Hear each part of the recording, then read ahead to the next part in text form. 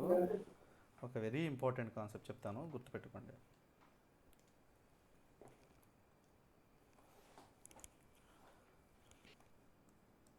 మనం యూజర్ నుంచి ఇన్పుట్ తీసుకోవాలని చెప్పాం కదా, నేను డిస్కస్ చేశాం కదా. యూజర్ ఇన్పుట్ కోసం మనం ఏం వాడతారని చెప్పాను నేను? ఇన్పుట్ అనే ఫంక్షన్ని యూజ్ చేస్తామని చెప్పాను. ఈ ఇన్పుట్ అనే ఫంక్షన్ ఏం చేస్తుందని చెప్పాను నేను మీకు?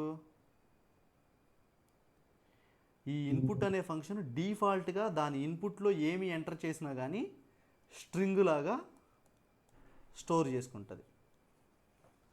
ఓకే ఓకే, అదేగా నేను మీకు చెప్పింది. ఎప్పుడు ఏ టాపిక్ వచ్చినప్పుడు డిస్కస్ చేశాను చెప్పండి? దేనికి డిఫరెన్స్ వచ్చినప్పుడు నేను మీకు ఇన్పుట్ ఫంక్షన్ ఎక్స్ప్లెయిన్ చేశాను నిన్న. స్ట్రింగ్ లిటరల్కి డిఫరెన్స్ ఏంటి? స్ట్రింగ్ లిటరల్ అంటే మనం మాన్యువల్గా డబుల్ కోట్స్ ఎంటర్ చేసి క్రియేట్ చేసామనుకో, దాన్ని మనం స్ట్రింగ్ లిటరల్ అంటాం. అట్లా కాకుండా వస్తే దాన్ని మనం స్ట్రింగ్ లిటరల్ అని పిలవము. సో ఇదే ఇన్పుట్ని ఇప్పుడు మనకి ఇక్కడ దీని లోపల ఒక ప్రాంప్ట్ ఇస్తామండి. ఈ ప్రాంప్ట్ ఏంటి అంటే మనకి ఒక బాక్స్ లాగా ఫామ్ అవుతుంది కదా ఎగ్జిక్యూట్ చేసిన తర్వాత ఇన్పుట్ ఫంక్షన్ని. ఈ బాక్స్ ఒక్కటే వచ్చిందనుకో, అక్కడ మనం డేట్ ఆఫ్ బర్త్ ఎంటర్ చేయాలా, కార్డ్ నేమ్ ఎంటర్ చేయాలా, లేకపోతే మొబైల్ నెంబర్ ఎంటర్ చేయాలని మనకి ఇన్స్ట్రక్షన్ ఏమీ ఉండదు కదా. మనకి చూపించాల్సిన ఇన్స్ట్రక్షన్స్ కోసం దీని లోపల మనం ఆర్గ్యుమెంట్స్ ఇస్తాము స్ట్రింగ్ ఫార్మాట్లో. ఒకవేళ కానీ మనము ఇంట్ ఇన్పుట్నే తీసుకుందాము అనుకున్నాం అనుకోండి, గుర్తుపెట్టుకోండి, ఏం ఇన్పుట్ని? ఇంట్ ఇన్పుట్ని మాత్రమే తీసుకుందాం అనుకుంటే ఈ ఇన్పుట్ ఫంక్షన్కి మీరు ఇంట్ ఫంక్షన్ని ముందు పెట్టండి. ఒకవేళ ఫ్లోట్ ఇన్పుట్ని తీసుకుందాము అనుకున్నారు అనుకోండి, ఎలా ఇచ్చినా మీకు ఫ్లోటే రావాలి అనుకున్నారు అనుకోండి, అప్పుడు ఇన్పుట్ ఆఫ్ ఫ్లోట్. అదే ఏమిచ్చినా కానీ బులియనే రావాలనుకున్నారు అనుకోండి, అప్పుడు ఇంట్ ఆఫ్ ఇన్పుట్. ఏమిచ్చినా కాంప్లెక్స్ రావాలనుకున్నారు అనుకోండి, అదైనా చేయొచ్చు. ఏమిచ్చినా స్ట్రింగ్ ఆల్రెడీ డిఫాల్ట్గా ఉంది, డిఫాల్ట్గా ఏమి ఇవ్వకపోతే స్ట్రింగే వస్తుంది. ఒకటి ఇంట్ రావాలంటే ఇంట్ ఫంక్షన్ ఇస్తాం, ఫ్లోట్ రావాలంటే ఫ్లోట్ ఫంక్షన్ ఇస్తాం, బులియన్ రావాలంటే బూల్ ఫంక్షన్ ఇస్తాం, కాంప్లెక్స్ రావాలంటే కాంప్లెక్స్ ఫంక్షన్ ఇస్తాం. ఇప్పుడు అట్లా కాకుండా మీరు మల్టిపుల్ ఇన్పుట్స్ ఇవ్వాలి అంటే కూడా ఇవ్వచ్చు. కానీ ఆ మల్టిపుల్ కాన్సెప్ట్స్ అర్థం కావాలి అంటే మనకి ఈ ఫండమెంటల్ డేటా టైప్స్ కాకుండా వేరే అడ్వాన్స్డ్ డేటా టైప్స్ ఉన్నాయి. List, triples, set, dictionary, frozen set, okay, ఇట్లా మనకి రేంజ్ అని చెప్పి మల్టిపుల్ డేటా టైప్స్ ఉన్నాయి. ఈ డేటా టైప్స్ డిస్కస్ చేసిన తర్వాత నేను మీకు ఆ రిమైనింగ్ దాన్ని కంప్లీట్ చేస్తాను. డిఫరెంట్ టైప్ ఆఫ్ ఇన్పుట్స్ని ఎలా యాక్సెప్ట్ చేయాలి అనేది మీరు చూడండి. ఆల్రెడీ ఇక్కడ నేను మెన్షన్ చేశాను, చూసారా? నేను దీన్ని ఎగ్జిక్యూట్ చేశాను. ప్లీజ్ ప్రొవైడ్ ఇన్పుట్ అని చెప్పి అడుగుతుంది.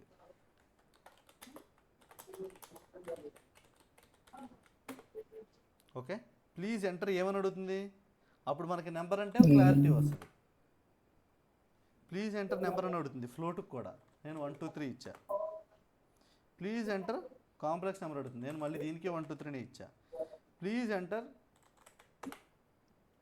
ఇప్పుడు SABCE SABCE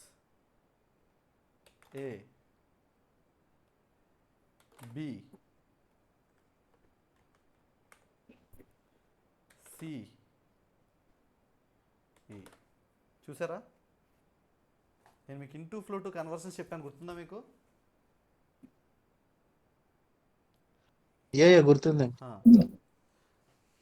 ఏమీ లేకపోతే జీరోని క్రియేట్ చేసింది. బులియన్కి కూడా వాల్యూస్ చెప్పాను, గుర్తుందా మీకు? ఏమన్నా ఉంటే అది ఎట్టి పరిస్థితుల్లోనూ ట్రూనే తీసుకొస్తుంది. అక్కడ ఎంటీ ఉన్నా, ఏమీ లేకపోయినా, జీరో ఉన్నా మాత్రమే ఫాల్స్ తీసుకొస్తుంది. సార్ ఒక్కసారి 80 పైన లైన్స్ చూపిరా, మీరు values enter okay okay okay okay ఓకేనా? క్లియర్ అండి. స్ట్రింగ్ ఫార్మేటింగ్ అంటామండి. ఈ స్ట్రింగ్ ఫార్మేటింగ్ని మనము మల్టిపుల్ వేస్లో చేయొచ్చు. అది ఎలాగా అంటే,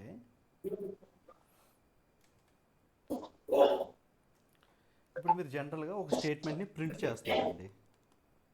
ఆ ప్రింట్ చేసేటప్పుడు మీ స్టేట్మెంట్ మధ్యలోకి hi I'm studying class my percentage is, ఇది ఒక స్ట్రింగ్.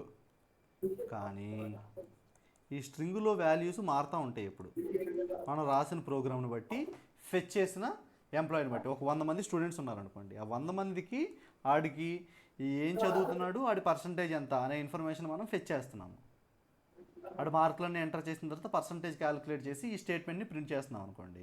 అప్పుడు మనకి at the end of the day ఏమొస్తుంది, 2 రిజల్ట్లు వస్తాయి. ఒక రిజల్ట్ ఏమో ఆడు ఏ క్లాస్ చదువుతున్నాడు, ఇంకో రిజల్ట్ ఏమో ఆడి పర్సంటేజ్ ఎంత రీసెంట్ ఎగ్జామ్స్లో.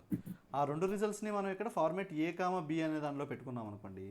ఏ అనేది ఫస్ట్ ఫ్లవర్ బ్రేసెస్లోకి వెళ్తుంది, బి అనేది సెకండ్ కర్లీ బ్రేసెస్లోకి వెళ్తుంది. సో ఇప్పుడు ఇక్కడ చూడండి, మీకు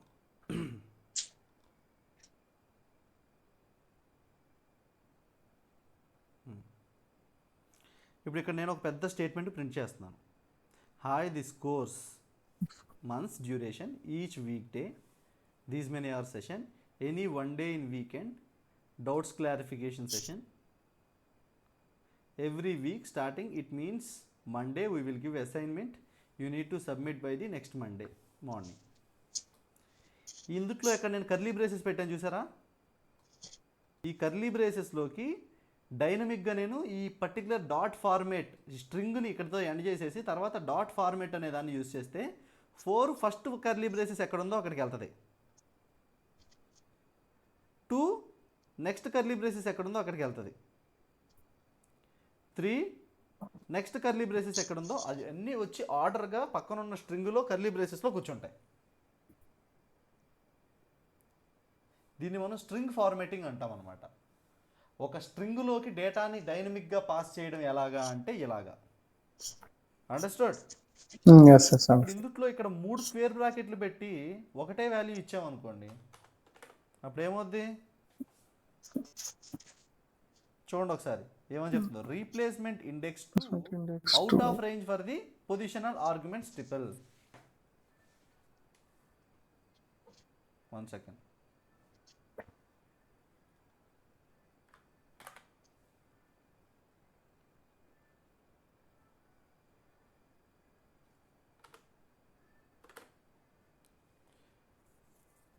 అర్థమైందా? ఇప్పుడు మీకు అదే మీరు ఎక్కువ ఇచ్చారనుకోండి అది అడగదు, తక్కువ ఇస్తేనే అడుగుతుంది.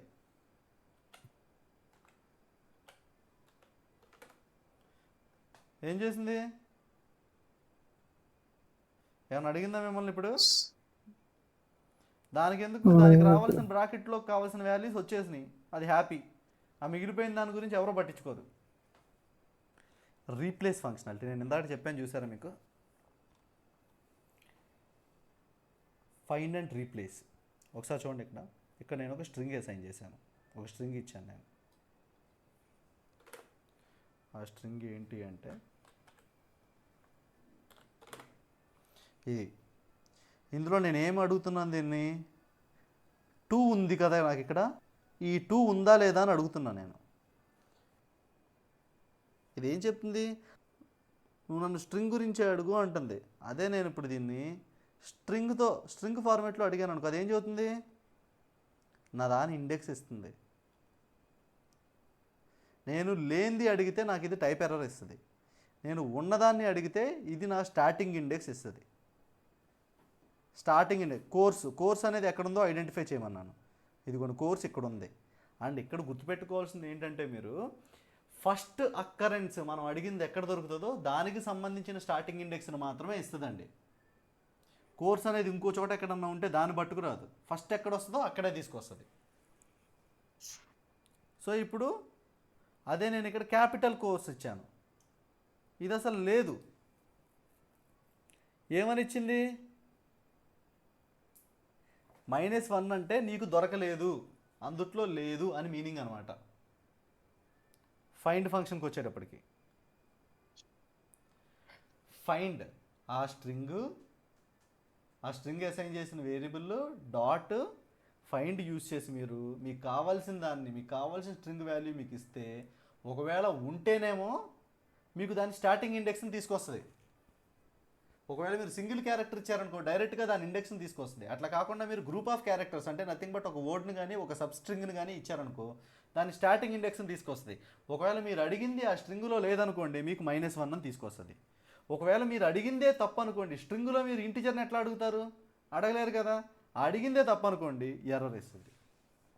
రీప్లేస్ ఫంక్షన్ చూద్దాము ఒకసారి. చూడండి ఇక్కడ రీప్లేస్ ఫంక్షన్ యూజ్ చేసేటప్పుడు ఫస్ట్ ఏమో దేన్ని రీప్లేస్ చేయాలి, సెకండ్ ఏమో దేంతో రీప్లేస్ చేయాలి. గుర్తుపెట్టుకోండి, సింపుల్. ఫస్ట్ దేన్ని రీప్లేస్ చేయాలి, సెకండ్ దేంతో రీప్లేస్ చేయాలి. స్మాల్ కోర్స్ని ఇక్కడ క్యాపిటల్తో రీప్లేస్ చేయాలి. ఒక్కసారి ఇక్కడ చూడండి.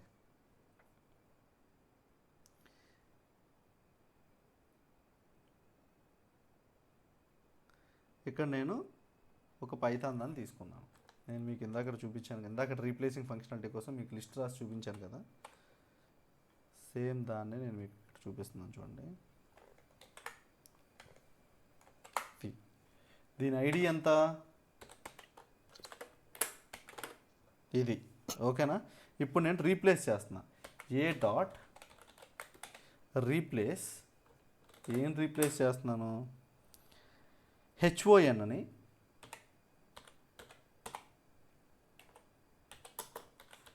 HONతో రీప్లేస్ చేస్తున్నాం.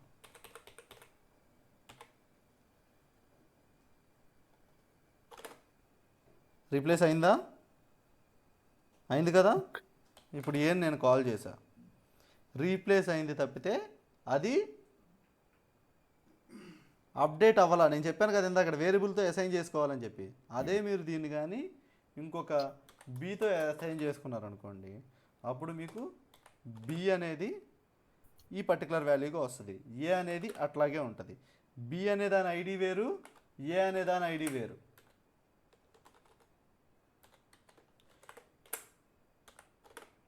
ఇది ఏం చేస్తుందంటే, సేవ్ అంటే మనం సేవ్ యాజ్ అని చెప్పి 2 ఫంక్షనాలిటీలు ఉంటాయి కదా జనరల్గా. ఇది సేవ్ యాజ్ ఫంక్షనాలిటీ. ఉన్న దాంట్లో మనం చేసే చేంజెస్ అన్నీ సేవ్ అవ్వవు, ఉన్నది ఉన్నట్టుగానే ఉంటుంది. మనం కొత్త చేంజెస్ చేసి కొత్త స్ట్రింగ్ క్రియేట్ చేయాలి ఉన్న దాంట్లో నుంచి అనుకుంటే అప్పుడు ఏమవుతుంది? కొత్తది క్రియేట్ అవుతుంది తప్పితే ఉన్న దాంట్లోనే అప్డేట్లు అవ్వవు. అదే ఇమ్యూటబిలిటీ బిహేవియర్.